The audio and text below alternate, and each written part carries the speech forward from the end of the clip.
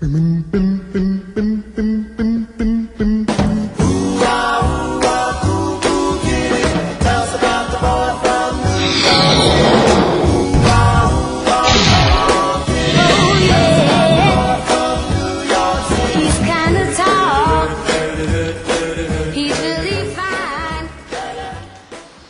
동의서 내용, 이제 동의서 이 비용 분담, 이제 이 판례는 어떻게 이 비용 부담을 보냐면은요. 두 가지 중에 하나만 정하시면 돼요. 지금 현장에 우리 건설교통부에서 내려오는 그 동의서가 있어요. 시달된 동의서. 그 동의서 그대로 쓰시면 안 됩니다, 우리가 분명히 여기서는 법률 자문을 해줘야 돼요. 우리가 대구 재건축 단독주택 사건에서 건설교통부 표준 동의서 양식을 그대로 해서 재건축 받아냈던 거를 우리가 무효소송에서 이겼어요. 우리가 변호사 선임이 없이 우리 사무실에서 한번 이겨주는 사실이 있어요. 지금 이제 항소심으로 올라갔지만은. 그래서 현단계 재건축 그 표준 동의서를 보면은 위임이 많은 거예요. 위임이. 모든 거는 정관은 다 위임을 해놨어. 그런데 정관은 얼마든지 우리가 나중에 개정이 되잖아요. 80% 동의율로 확정해야 할 이 동의서 내용을 정관은 과반수 이상만 있으면은 우리가 개정을 하잖아요. 소수 의결권으로 개정할 수 있도록 해놨다는 얘기죠. 뭔가 좀 안 맞잖아요. 다수결의 우회지 소수결의 우위일 리가 없다는 얘기죠. 그래서 우리는 그런 주장을 폈었어요. 그럼 받아줬다는 얘기죠. 예, 다수가 정한 거는 소수가 개정을 못하고 소수가 정하는 것은 다수가 개정할 수 있다는 얘기죠. 당연한 원리거든요, 그게.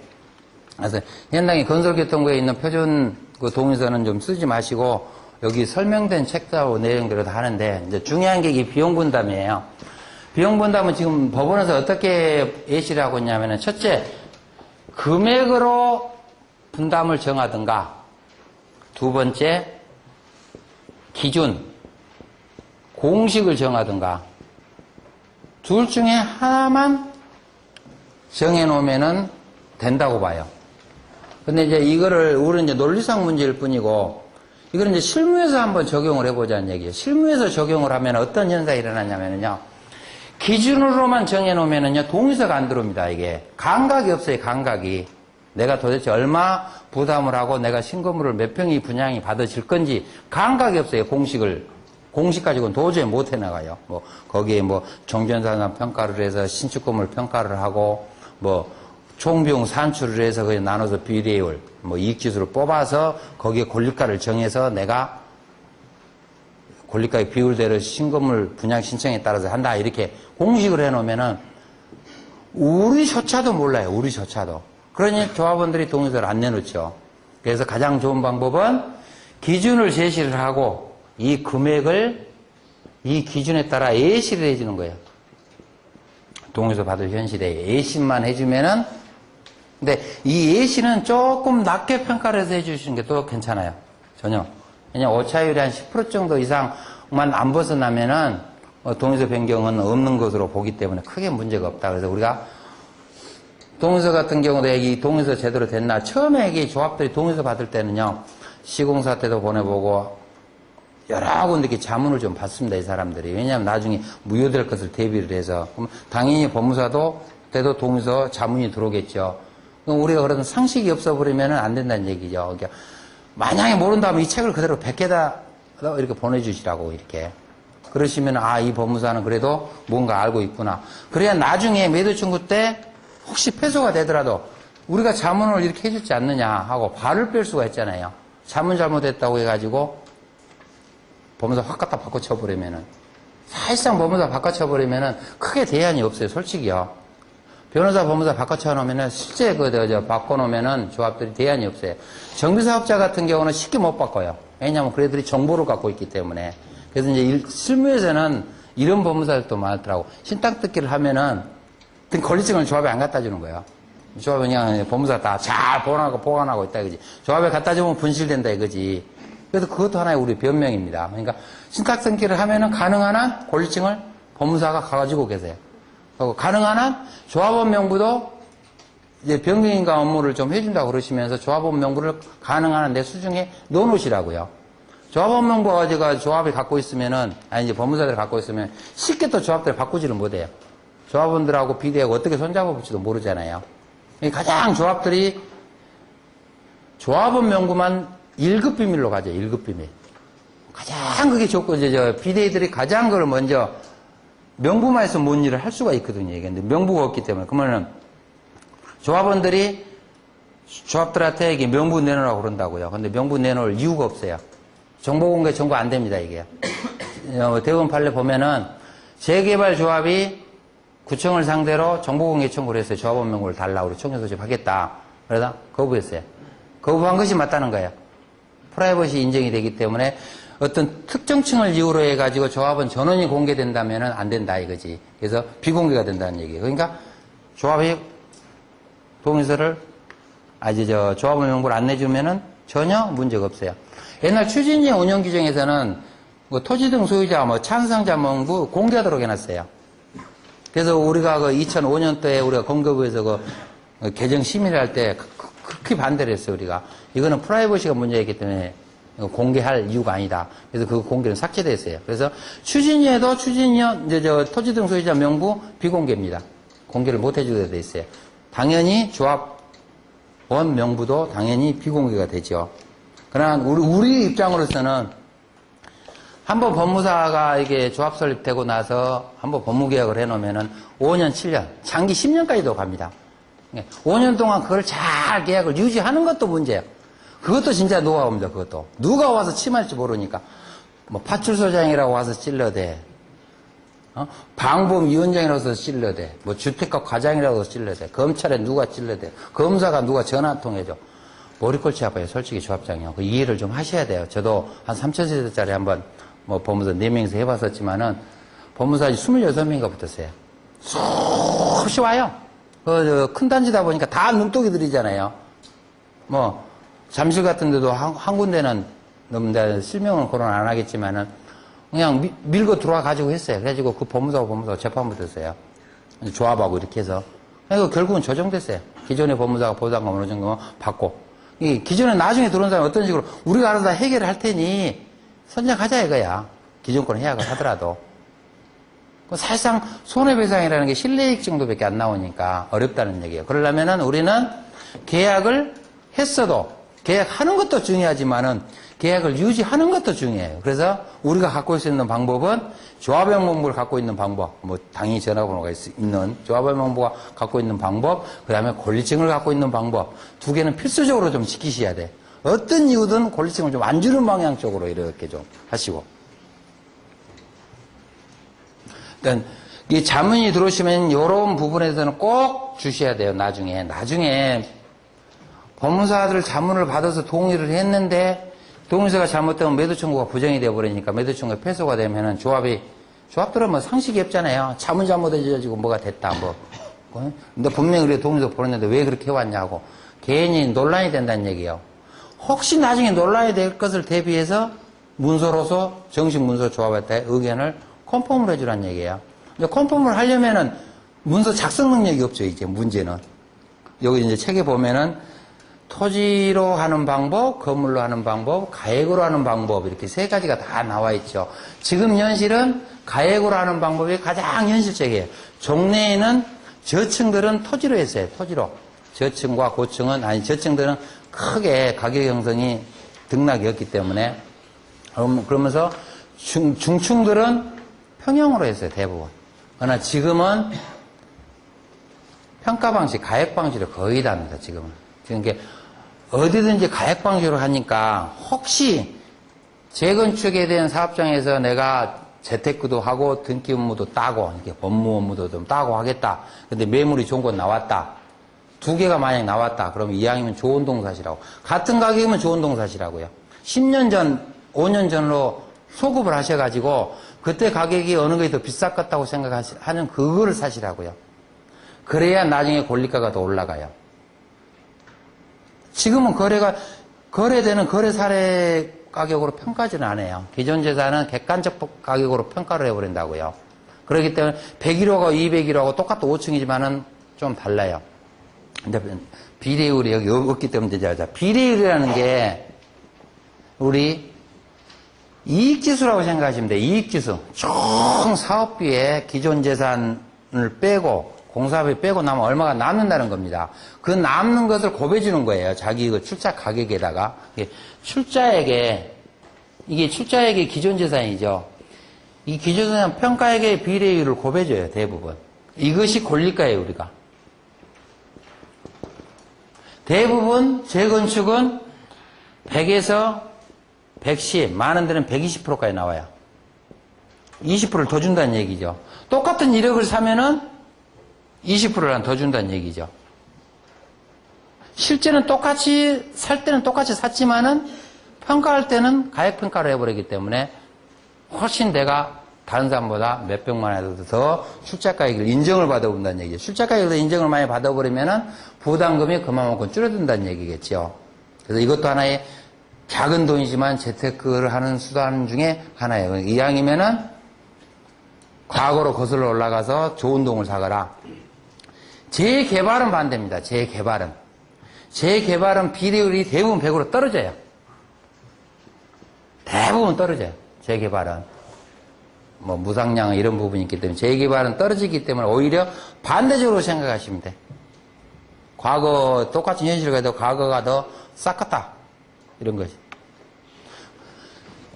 만약 출자액이 1억인데 재건축 같은 경우에는 120%를 주니까 1억 2천을 준다는 얘기죠.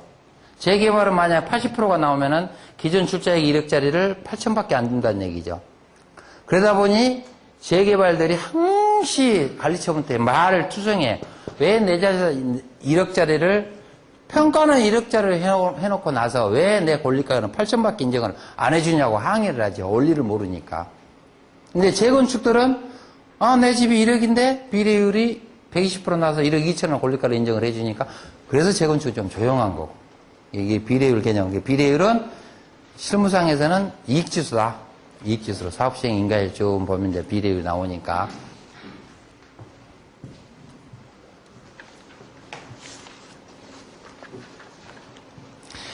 교재 22쪽 보시면은 내가 그동안 5, 6년 이상을 계속 연구하면서 수없는 강의를 다니면서 가장 합리적인 동의서를 좀 만들어낸 부분이니까 혹시 다른 조합들이 재건축 공동주택에 대한 예시입니다. 이거는 단독주택은 거기에 좀 안 맞을 거예요. 공식이 좀 안 맞으니까. 그러니까 혹시 다른 조합에서 공동주택에 재건축하는데 동의서 좀 해달라. 그러면 이안도 좀 제시를 해주시고 뭐 토지로 하는 방법, 건물로 하는 방법, 평가를 하는 방법, 나름대로 잉여재산 어떻게 처분하고 토지집은 어떻게 배당을 하고 이런 규정이 쭉쭉 저 뒤에 앞에 다 서술이 돼 있으니까 그걸 그대로 타이핑을 좀 하셔가지고 이렇게 자문을 해주시면은 그 사람은 좀 실력이 좀 있구나 이렇게 하겠죠. 그리고 나중에 혹시 매도 청구가 이 말을 안 듣고 자기네들 말대로 해서 매도 청구가 쳤다 하더라도 법무사한테 탓은 못 한다는 얘기죠. 탓은. 그래서 방어용도 된다 이렇게 생각을 하시고요.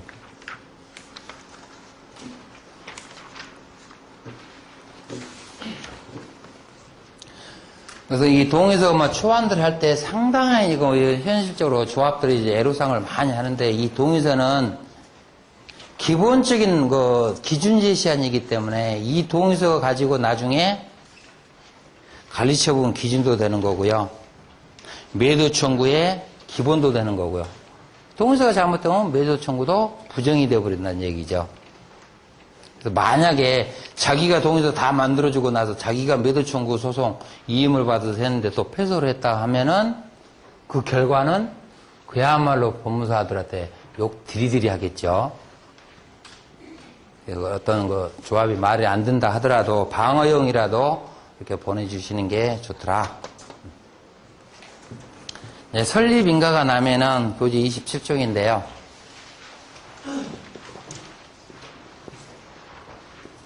인가 처분을 딱 합니다. 인가 처분을 하고 나면은 미동의자들은 이 설립 무효냐 아니냐에서 이 처분에 대해서 이제 쟁송 절차가 일단 들어오기도 하고요.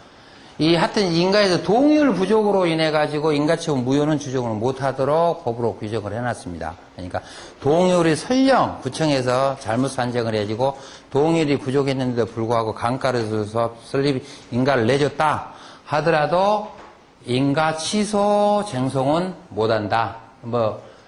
이건 제소기관도 여러분 다 아실 거고 제소기간 안 날로부터 뭐 90일 이내에 이렇게 하라는 것은 다 여러분들 아시니까.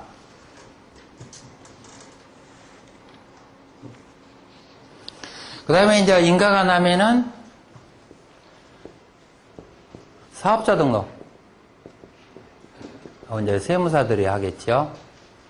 옛날 같은 우리가 설립등기 없을 때는 우리가 뭐 기차한테 등록을 했는데 지금은 만약 주택법에서 인가가 설립인가가 났다. 그러면은 등기는 할 수가 없죠. 법인 등기는 못 하고요. 사업자는 낼 수가 있어요. 사업자 등록은. 이 사업자 내는 것도 요거는 좀 깊이 들어가야 되는데 사업자 등록도 일반 과세로 할 거냐 공동 과세로 할 거냐 이것도 나름대로 장단점은 좀 있어요. 여기서는 좀 거리가 멀어진 것 같아서 거기까지는 설명하기 좀 어렵고 하여튼 있다 그렇게. 그러나 여기서 이 사업자 등록 여기는 일반 사업자 법인 사업자다. 근데 무조건 그런 건 아니고요.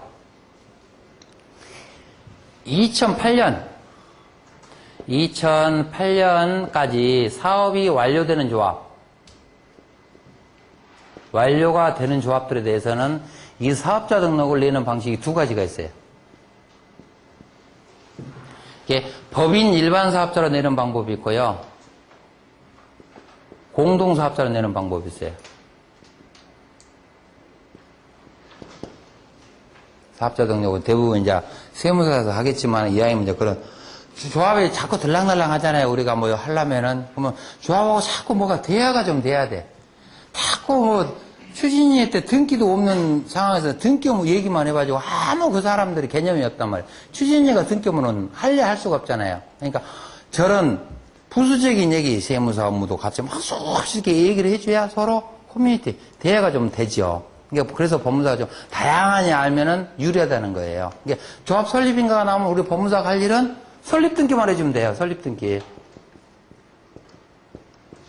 법인 설립등기만 해주면 돼요. 법인 설립등기는 규정이 딱 나와 있죠. 현행에 규정이 있는 유에 플러스로 재산 목록이 들어간다는 거 다 알고 계실 거예요. 아마 예규로서는 안 나와 있는데 2003년도에 아마 그 업무 내부 업무로 해가지고 이런 서류에 재산 목록만 들어가더라. 뭐 정관 인증하고 뭐 의사록 있고 이런 거는 기본적으로 다 똑같고 과세 표준을 확정하기 위해서 재산 목록이 들어가요. 근데 요령이요. 중과세 없습니다. 여기는 이제 법인이니까 당연히 대도시에서 설립등기 하려면 중과세 문제가 나오잖아요. 중과세는 없는 걸로 지방세법에 규정이 돼 있으니까 중과세 설립등기 할 때 중과세는 없고 재산 목록에 따라서 비영리 법인이니까 1000분의 2인가요? 아, 설립등기 안 해보세요? 이쪽에만 계셨고 내가 물어보기만 해서 미안하네. 법인 설립등기가 1000분의 2인가 기죠? 네, 1000분의 2. 비영리 사업자 1000분의 1로 내는데 재산 목록위에서 내요, 등록세를. 요령이 있죠. 조합의 재산 목록하면 너무 추상적이에요. 조합원의 재산까지 다 들어가냐? 구성원의 재산이니까. 그건 아니고요. 조합이 순수하게 가지고 있는 재산. 우리가 최저 등록세가 얼마죠? 5만원인가 기잖아요. 5만원 나누기 1000분의 1을 해보시라고요. 뭐 동산, 뭐 재산 목록 하면 동산이죠.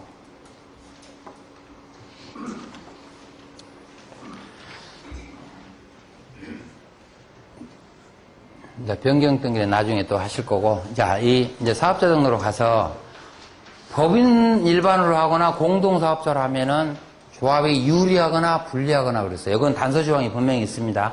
2008년 사업이 완료되는 것. 2008년까지 사업이 완료하지 못한 것은 무조건 법인 일반 사업자로만 가야 돼요. 달리 세제가 없고요. 그 이전에 사업 완료, 지금 진행 중인 사업장들이 이런 현상이 일어나죠. 이런 사업자들은 공동사업자도 할 수 있고 법인사업자도 할 수 있어요. 법인사업자는 법인세법 규정을 받고요. 공동사업자라면 소득세법 적용을 받아요. 그러면 여기 법인사업자니까 이거는 조합소득으로 봐요. 이 조합소득은 일반 분양분에 대한 조합소득. 조합원분에 대해서는 아니고요. 일반 분양분에 해당하는 소득에 대해서. 이게 비영리겠죠. 조합은 비영리니까. 그 부분에 소득세를 내는데 법인세는 기본적으로 25% 플러스 2.5%니까 27.5%가 나오죠. 소득세가. 그러나 공동사업장은 우리가 소득세법을 보니까 최고 38.5%까지 나오죠. 우리가 최고 세율이 35%잖아요. 여기 플러스 3.5니까 주민세까지 해서 38.5%까지 나온다는 얘기죠. 근데 본다는 얘기죠. 27.5%. 어느 것이 이득이 됐는가를 본다는 얘기예요. 이런 거는 그냥 얘기를 해주시면 돼요. 그러면 조합이 귀담아 들어요. 그냥 법무사가 많이 그런 것까지 알고 있구나. 그러면은 이 공동사업자는 조합원들이 사업자예요. 조합원들이. 실제 이게 38.5%는 최고 세율이 되지만 대부분 17%대로 떨어져요. 20% 이하로 떨어집니다. 조합은 1000명이다 하면 1000명이 다 나누거든요. 조합이 일어나는 소득을 조합원들이 싹 나눠요. 그러니까 그만큼 누진세에 적용해서 떨어진다는 얘기죠. 다만 나쁜 점이 좀 있어요. 조합원들이 그 내는 세금은 나의 개인 소득하고 합산된다는 거예요. 재건축 사업에 대한 소득, 그냥 내가 만약 법무사를 한다 그러면 법무사 소득 둘이 합산해서 낸다는 거예요. 그러니까 어쩌면은 많이 맞을 수도 있고 적을 수도 있고. 그러면 대부분 적어요. 그래서 이런 것을 잘 활용하기 위해서 미리서 여자명으로 등기를 조합으로 하는 게 가장 좋다는 얘기입니다. 지금 혹시 사업장에서 이렇게 명의 변경 되는 지구가 있으면은 배우자 명의로 이렇게 등기를 바꿔놓으시면은 저런 데서 세금 혜택을 받아줘요. 요즘은 이제 여성분들이 많이 지위가 올라다 보니까 증여 등기 다 해줘서 뭐 여자가 돌아서서 가면은 뭐 닥쳤던 개 보고 말해야지 뭐 요새는 뭐 그럴 수밖에 없잖아요 지금은. 그런다고 그걸 안 주기 위해서 그냥 이리 빼고 저리 빼고 할 필요가 없고. 저 같은 경우도 재산세는 우리 집사람이 더 많이 나와요 저보다. 우리 집 한 채 가지고도 다 지분율을 달리해 놔가지고요.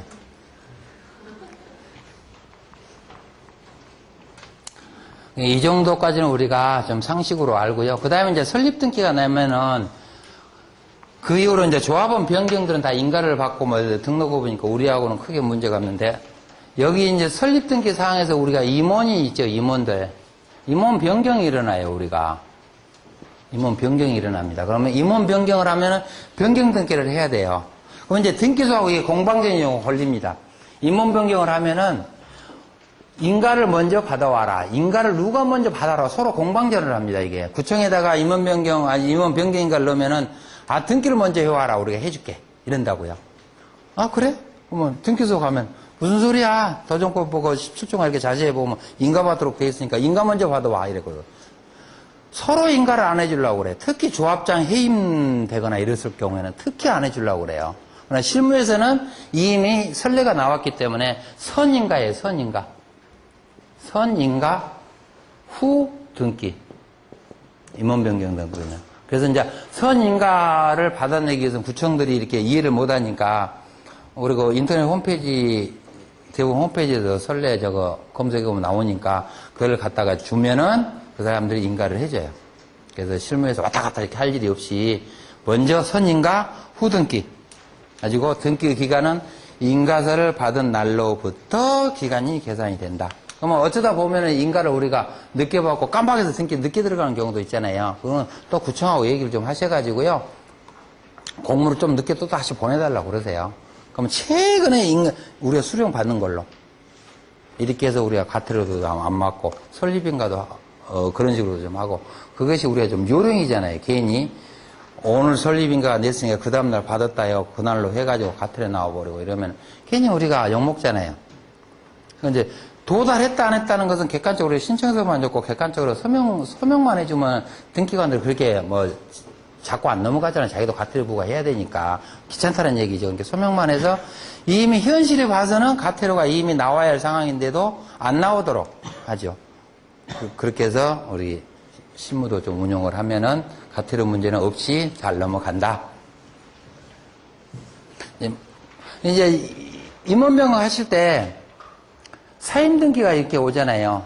사임등기. 이게 사임서가 대부분 이게 변경하실 때는 그 우리 법무사들 다 물어보니까 구비서류 어떻게 물어보는데 꼭 플러스 2로 받으세요. 꼭 2부씩 받으라고.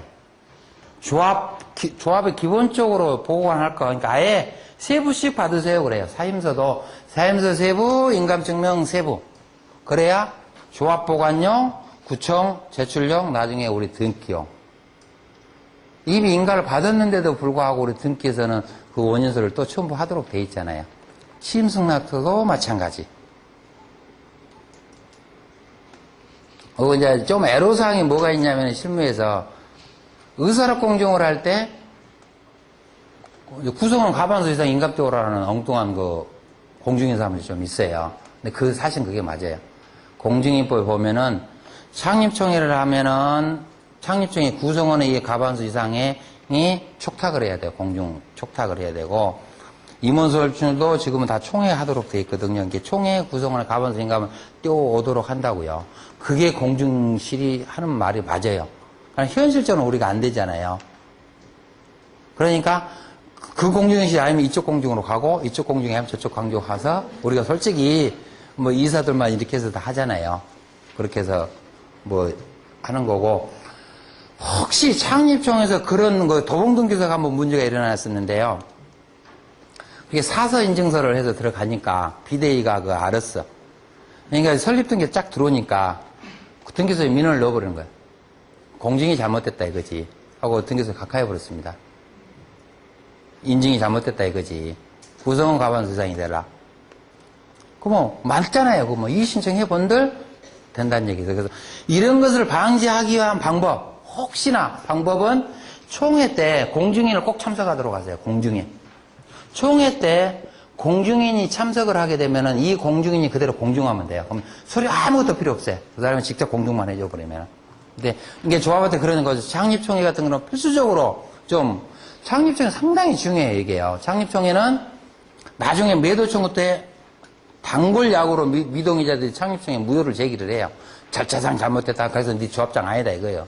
조합장 아니기 때문에 너 매도청구 못한다 이거예요. 이게 한 개 걸고 넘어져요. 미동의자는 끝까지 하여튼 길어지는 게 좋으니까요.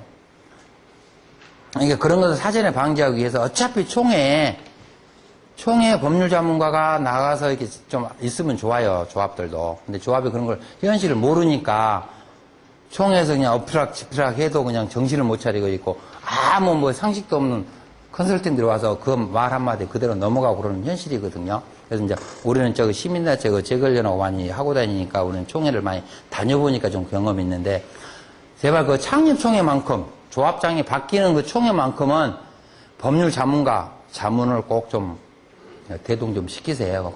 이왕이면은 변호사 중에서 공중인 자격을 가지신 분이 계시잖아요. 그분이 자문하도록. 그러면 그분이 나중에 공중한단 말이에요. 그러니까 우리도 공중서도 주고 지 나와서 일당도 받고 요새는 많이 싸졌더라고 이게. 뭐 한 50만 원 나오시더라고 보니까. 그러니까 그렇게 해주면 우리가 일단 등기하는데 애로사항이 없다는 얘기예요. 만약에 미동의자들이나 그런 걸 알아서 인가하는데 등기소에다 그런 거 민원이나 넣어놓으면 진짜 미치고 환장할 노릇이잖아요. 원칙적으로. 그러면 조합에서 그거 얘기를 한다고 해서 현실하고는 안 맞잖아요, 우리가. 무슨 조합장 총회를 했는데 조합원 인감을 띄워라는 얘기지. 그건 현실하고 안 맞아요. 그래서 우리가 그런 거 극복을 하자는 얘기죠. 그렇게 극복. 그런다 우리 돈 들어간 건 아니니까. 그래서 조합장 바뀌는 거 창립총회만큼은 공중인을 꼭 참석을 해서 공중인이 입회되고 그 공중인으로 하여금 의사록이 공중이 되면은 전혀 하자가 안 일어난다. 이렇게 법률 좀 실무를 하시고요.